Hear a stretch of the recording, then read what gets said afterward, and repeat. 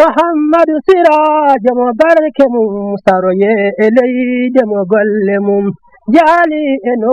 كريد بمم يدي الله نيوك أحمد يو حالما كو الله تنوي. السلام ورحمة الله تعالى وبركاته.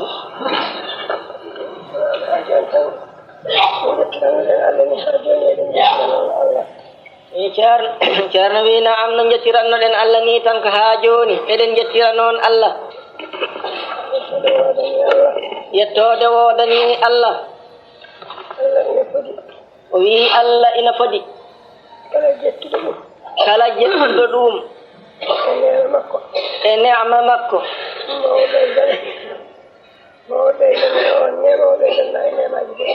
o wi ma o ɓeydane on ne'ama o ɓeydanma kadi ne'maji goɗɗi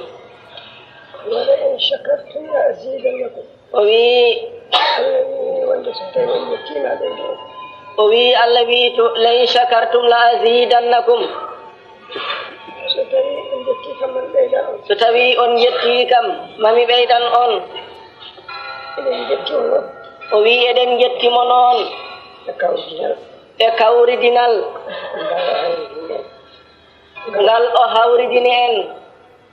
e gollude sunna nelaaɗo allah sallallahu alayhi wa sallam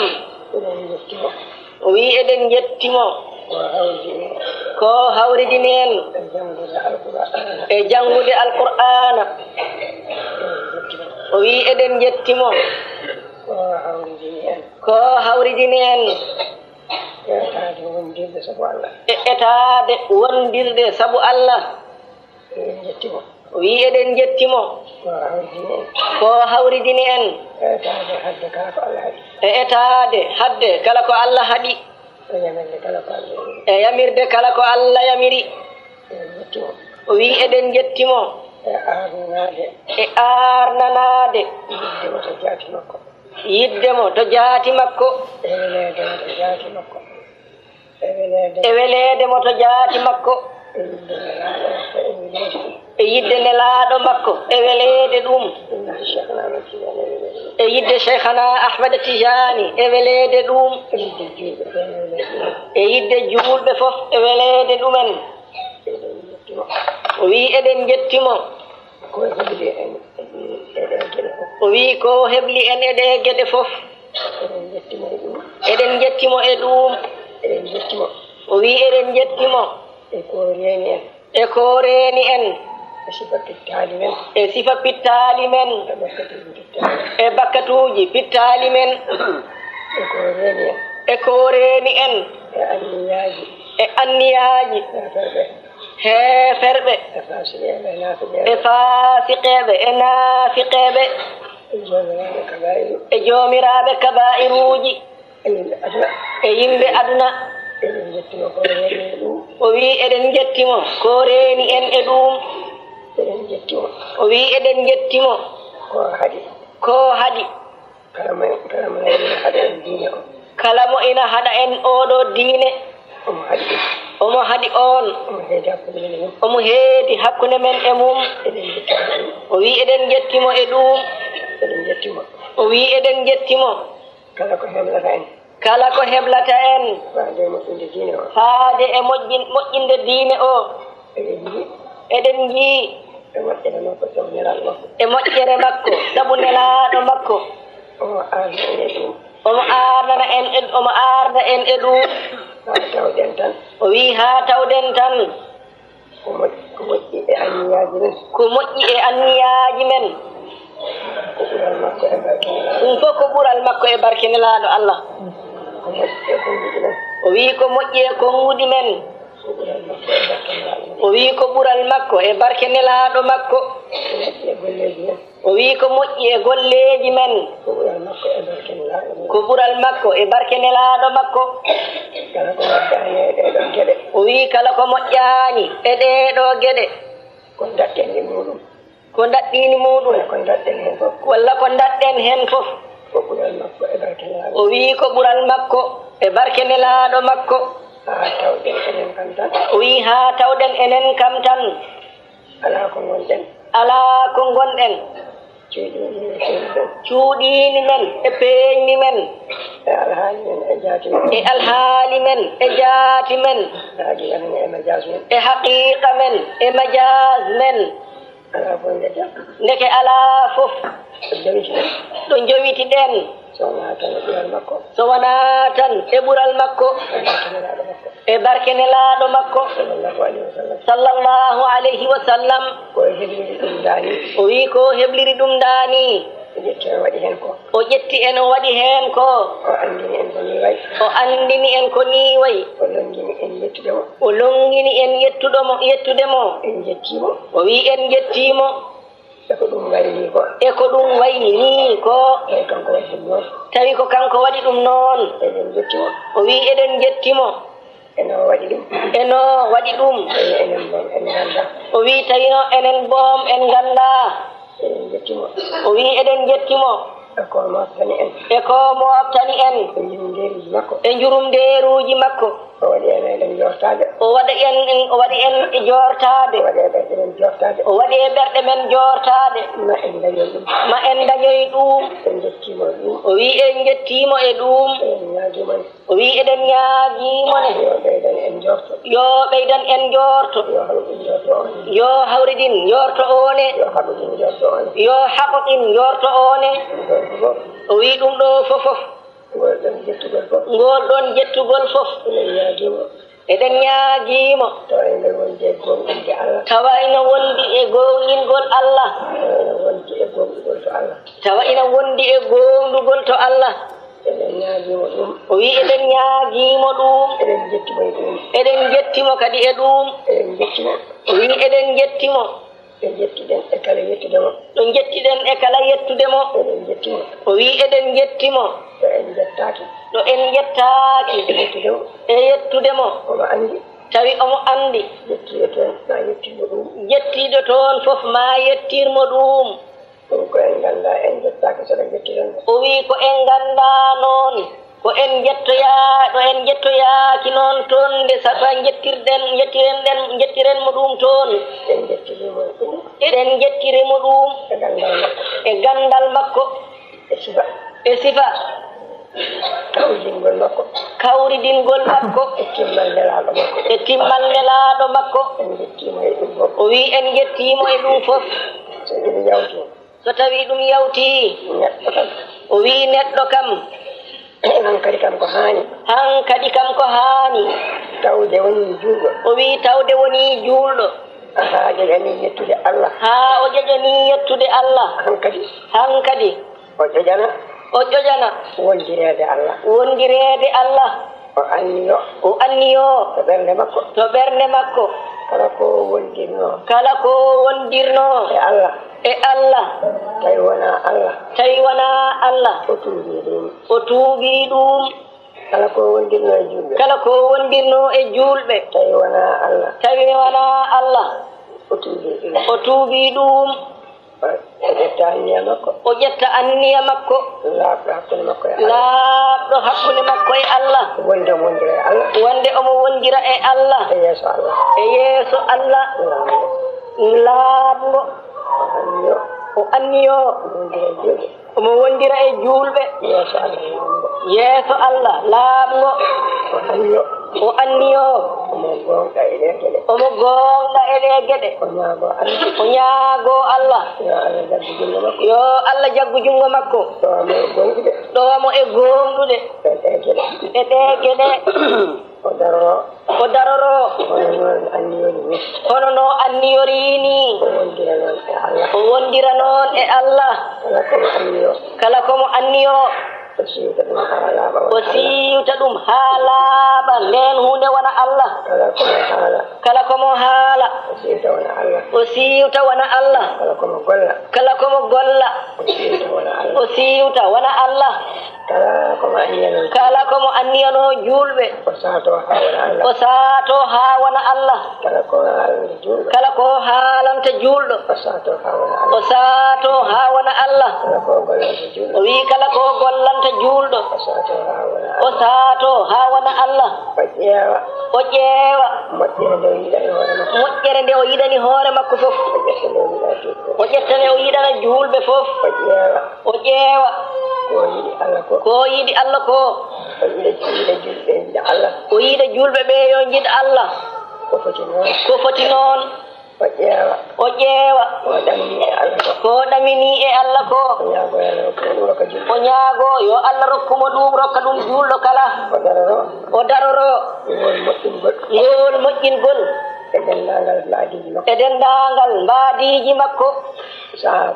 sa'a fofne omo siftina ɗum hoore makko o wi nden mbaadi nden mbaadi ko ina weñodira e majjum ari fof feeñanimo kanko o feeñana ɗum e ndiɗo mbaadi sabu yimɓe ɓe koɓe martabaji Allah goto heen fof feeñanta ɗum e maɗa ko jiida e o mana gila anniya mum ha e golleji mum ha e konguɗi mum o wi ko adato noon e fittandu ko waadi e makko no wayemani kono noon an haali gadano o so tawi ina jaali e ma salo an nandude e makko keddoɗa e hoore ma no mbaroɗa e moƴƴere dendangal sifaji ina jalta e tagore ko hawri hen e ma kawra e mum ko hawrani hen e ma duttoɗa e hoore ma kawra an kam e hoore ma ɗurnoɗa ɗum ɗo yahata ɗo o wi on woni moƴƴo mo moƴƴere mum waylotako ko on woni gonɗuɗo mo gonɗingol mum waylotako ko on woni gandaɗo ina andira wonde ko moƴƴo tan dañatake so wona ceedotoɗo ɗum dañata so wona kaalowo ɗum an gonɗo e on ɗon sifa o wi a foftini jabade ko mbiyaɗa kala ko mbiyaɗa ma dañi ɓe ina jaabonoma a fofti gollude kala ko golla e dow ma dañi yoptoto manam daraniɓe ma ina joftanoma dendagal an haajuji ma gila aduna ha e lahara nde wonno tawata ko Allah heetti hen Allah heetinimama Allah heetti e majji kanji fof o wi on sa'a naftoroɗa hoore ma julɓe naftoroma gila e aduna ha e lahara o wi ko ni dey woni neɗɗagal neɗɗo neɗɗintoɗo neɗɗagal nelaɗo Allah sallallahu alayhi wa sallam o wi yo Allah rokku en noon wondirede e sifa nelaɗo Allah sallallahu alayhi wa sallam ya Allah rokku en neɗɗinade neɗɗankagal nelaɗo Allah sallallahu alayhi wa sallam bijahi shaykhana Ahmad Tijani radiyallahu ta'ala anhu wa bijahi anwarihi wa bijahi futuhatihi wa bijahi mahabbatihi wa bijahi sururihi wa bijahi idrakihi wa bijahi maqamihi المختوم والمكتوم وبجاه ما أدمر فيه مما نعلم ومما لا نعلم ومما نعلم ومما لا نعلم ومما علم الله وعلم رسوله من بركاته من بركات رسول الله صلى الله عليه وسلم. الله يضمرنا ويجعلنا في ظاهرنا وفي باطننا وفي حياتنا وفي مماتنا وفي جميع أحوالنا من خاصة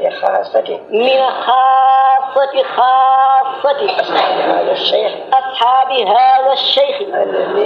الذين غرقهم الله في مقامه حتى قاموا في ذلك وقعدوا في مقعد الصدق في مقامه العزيز عند الله. الله يفعل لنا ذلك بفضله ببركة رسول الله صلى الله عليه وسلم وببركة هذا الشهر المعظم. اللهم صل على سيدنا محمد وسلم. أعوذ بالله من الشيطان الرجيم. بسم الله الرحمن الرحيم. سبح لله ما في السماوات وما في الأرض وهو العزيز الحكيم.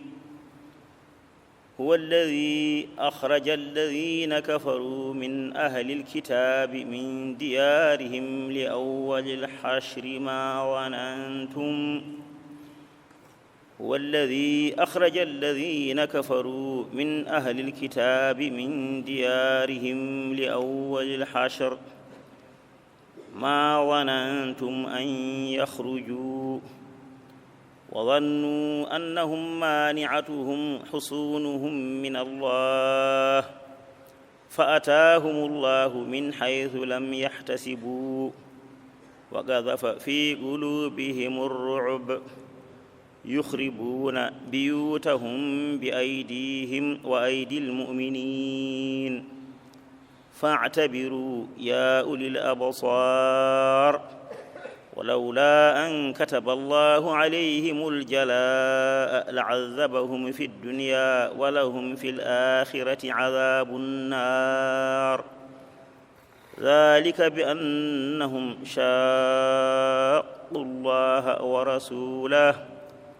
ومن يشاق الله فإن الله شديد العقاب.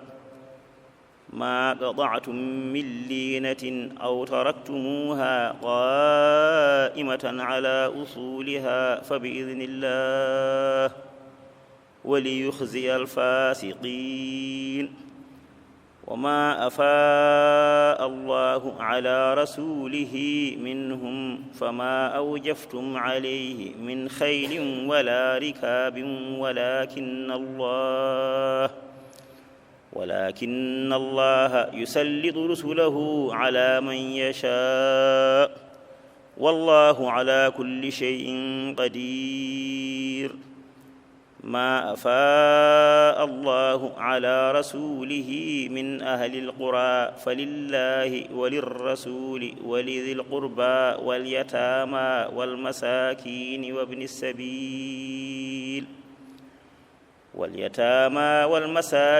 وابن السبيل كي لا يكون دولة بين الأغنياء منكم. وما آتاكم الرسول فخذوه وما نهاكم عنه فانتهوا واتقوا الله إن الله شديد العقاب. للفقراء المهاجرين الذين أخرجوا من ديارهم وأموالهم يبتغون فضلا من الله ورضوانا وينصرون الله ورسوله أولئك هم الصادقون. والذين تبوأوا الدار والإيمان من قبلهم يحبون من هاجر إليهم ولا يجدون في صدورهم حاجة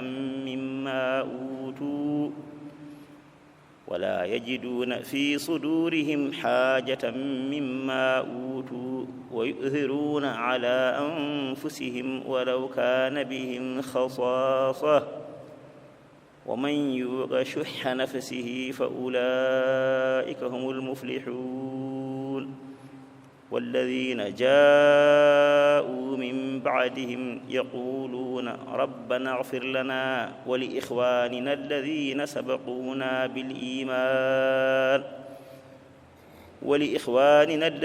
سبقونا بالإيمان ولا تجعل في قلوبنا غلا للذين آمنوا ربنا إنك رؤوف رحيم صدق الله العظيم. بالله من الشيطان الرجيم. بسم الله الرحمن الرحيم. سبح لله ما في السماوات وما في الأرض وهو العزيز الحكيم. يا أيها الذين آمنوا لم تقولون ما لا تفعلون كبر مقتا عند الله أن تقولوا ما لا تفعلون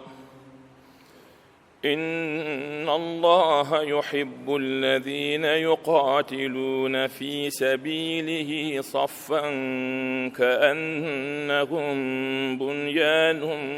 مرصوص. وإذ قال موسى لقومه يا قوم لم تؤذونني وقد تعلمون أني رسول الله إليكم فلما زاغوا أزاغ الله قلوبهم والله لا يهدي القوم الفاسقين. وإذ قال عيسى ابن مريم يا بني إسرائيل إني رسول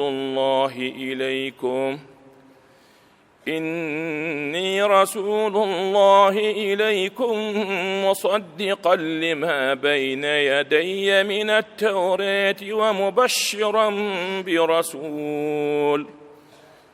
ومبشرا برسول ياتي من بعدي اسمه أحمد. فلما جاءهم بالبينات قالوا هذا سحر مبين.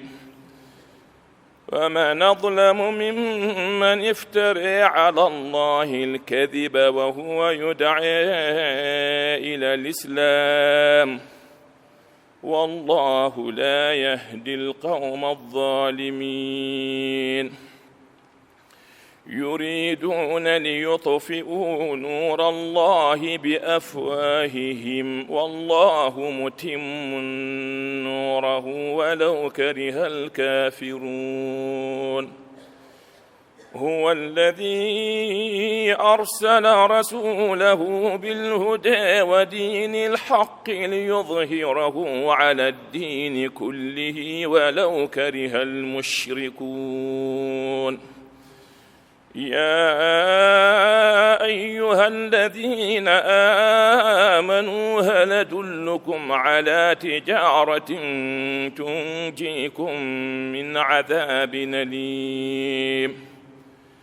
تؤمنون بالله ورسوله وتجاهدون في سبيل الله بأموالكم وأنفسكم ذلكم خير لكم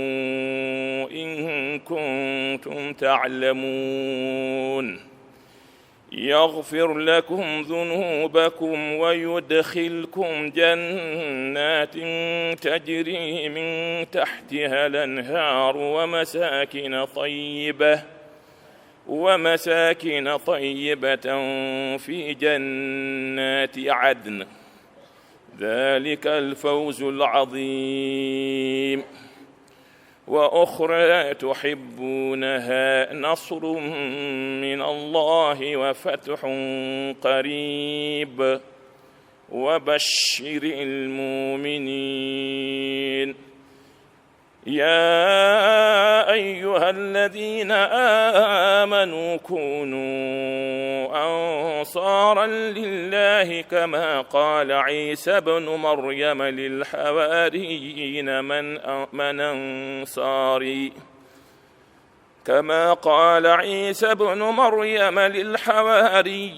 من أنصاري إلى الله؟ قال الحواريون نحن أنصار الله. فآمنت طائفة من بني إسرائيل وكفرت طائفة، فأيدنا الذين آمنوا على عدوهم فأصبحوا ظاهرين. صدق الله العظيم. الحمد لله رب العالمين. الحمد لله رب العالمين. الحمد لله رب العالمين. kam en mbawa wadde hen ko ina yona, ɗum kam en mbawa wadde hen ko ina yona. kala ko jettuɗen Allah subhanahu wa ta'ala, kala ko jettuɗen Allah subhanahu wa ta'ala, e ko jiiɗen o waɗani en e moƴƴere, e ko jiiɗen o waɗani en e moƴƴere. so en mbawno en jettat ko ɓuri ɗum, so en mbawno en jettat ko ɓuri ɗum, en mbawa yettudemo fodde makko, en mbawa yettudemo fodde makko, mbawɗen yettude ko fodde meɗen, mbawɗen yettude ko fodde meɗen, jettugol meɗen ngol, jettugol meɗen ngol, en dewni ɗum e jettugol ceerno men, en dewni ɗum e jettugol ceerno meɗen radiyallahu ta'ala anhu. radiyallahu ta'ala anhu. no nanirɗen o haaliri ɗo joni, nanirɗen o haaliri ɗo joni ni, e sifa jettugol he, e sifa jettugol he, hay sinno en mbawa reftude hen, hay sinno en mbawa reftude hen, hay sinno en ganda no yettirte, hay sinno en ganda no yettirte, en tawni e ɓerɗe meɗen, en tawni e ɓerɗe meɗen, en tawni e anniyaji meɗen, en tawni e anniyaji meɗen, en tawni e pible meɗen, en tawni e pible meɗen, eɗen dewni jettugol meɗen ngol, eɗen dewni jettugol meɗen ngol, e jettugol makko ngol, e jettugol makko ngol. eɗen ñaago Allah subhanahu wa ta'ala, eɗen ñaago Allah subhanahu wa ta'ala e moƴƴere muɗum e ɓural mum, e moƴƴere muɗum e ɓural mum, e jurum nderu mum, e jurum ndeeru mum. yo Allah yoɓan en ceerno moƴƴere, yo Allah yoɓan en ceerno moƴƴere, kanko e seeremɓe makko, kanko e seeremɓe makko, jobdi moƴƴiri ndi o handini ɓe to makko, jobdi moƴƴiri ndi o haandini ɓe to makko, bijahi rasulillahi sallallahu alayhi wa sallam, bijahi rasulillahi sallallahu alayhi wa sallama, barke Cheikh Ahmad Tidiane radiyallahu ta'ala anhu, e barke cheikhana Ahmad Tijani radiyallahu ta'ala anhu, e barke ceerno men e seeremɓe e muɗum, barke ceerno men e seeremɓe mum. batuji ɗi fof ko noon mbayi, oyi batuji ɗi fof de ko noon mbayi, kanji fof ko ɗi ɓeydorteɗi, kanƴi fof ko ɗi ɓeydorteeɗi, kanji fof ko ɗi naftorteɗi, kanƴi fof ko ɗi naftorteeɗi. mo keɗiɗa hen fof mo keɗiɗa heen fof ma a ɓeyditoro ma naftoro, ma a ɓeyditoro ma a naftoro. kono mo keɗiɗen ɗo joni one, o batu mo keɗiɗen ɗo joni one, wona kadi ko windande meɗen, one kadi ko windande meɗen. eɗen jettira ɗum Allah subhanahu wa ta'ala, eɗen jettira ɗum Allah subhanahu wa ta'ala, eɗen ñaaguimo e moƴƴere makko, eɗen ñaaguimo e moƴƴere makko, e jurum nderu makko e ɓural makko, e jurum ndeeru makko e ɓural makko, nde o rokkata en nande ko kalanteɗen ko nde o rokkata en nande ko kalanteɗen ko o newnana en jabde ɗum o newnana en jabde ɗum o newnana en gollirde ɗum o newnana en gollirde ɗum o newnana en naftorade ɗum o newnana en naftorade ɗum eɗen ñaguimo yo waɗan en noon eɗen ñaguimo yo waɗan en noon bijahi rasulillahi sallllahu alayhi wa sallam bijahi rasulillahi sallllahu alayhi wa sallama o jaɓana en ndewe men Allah e lewru he o jaɓana en ndewe meɗen Allah e lewru he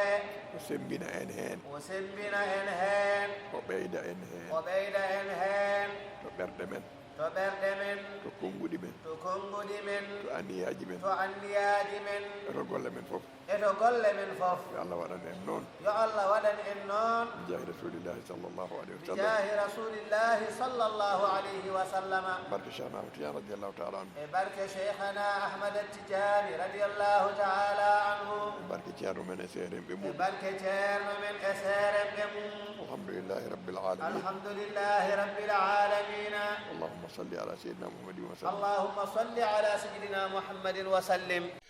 hamdal ni yetti Allah baɗo ko yettire o tagi bille ngam ɓurnaɗo o momo yettore o nuli annabaɓe nulaɓe tellini defte fo waliyaɓe caggal ɓe nulaɓe ne jokkore ko nulaɗo wiɗom tinulaɓe e diine he ko suɓaɓe anduɓe golle sunna ɓe cettore yo Allah fatiha laabi nayi salatul fatihi laabi capanɗe jeeɗiɗi bisimilla ma koɗo koɗɗo bismi hoore mum ko e ɓerɗe he bisma ko mbeleɗe jarnore wuro ngo e sara wuro ngo ngari eɓe garnani duwawuji mon eɓe gandi ɗum ina dandore mo yi jaɓɓagol ma hanki anda ko Allah jeyi fiyakuji mum mo rokki he fof yakore kaɗanninoɗo e siftinoyde tagoje ɗe o diine kane sunnaji wirdune rokkire kala noon mo ɗalda ngurare nato nguraka awdere moyde e sonjerim ndertire laawol waliyu e men ko faabuma neldaɗen ina sokoli haale sarɗiyeji ɗi gollire ɗum ɗo ko gooto e almudon ma fuɗɗi ɗum koko faɗɗi ɗum o yinnona noon mbele weltore o wanaji mo wona habbare ɓe jimirtani ko welamma wurtimo hen yimoɓe to goytore miɗo yetta Allah e gurɗe gurtuɗe kamne ɗum yomi wurte ɗi garaji lobbi mi dasore mi wona gawlo hadaralu ceerno men e seerelɓe mum mbele arma jooso ɓe dokka janngo mi siftore timmode haayo o ko juulde e Mustafa ɓurnoɗo kala ɓurnoɓe kala mone yettire yo Allah wele qutbujo mawɗo mo jokkiɗen on barke mum e hadaruji Allah ne yettore allahumma salli ala sayyidina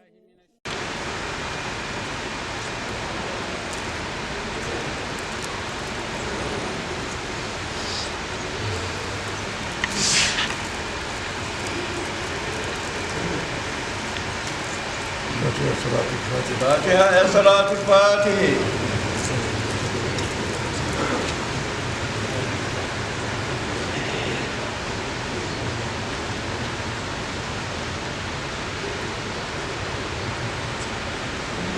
آمين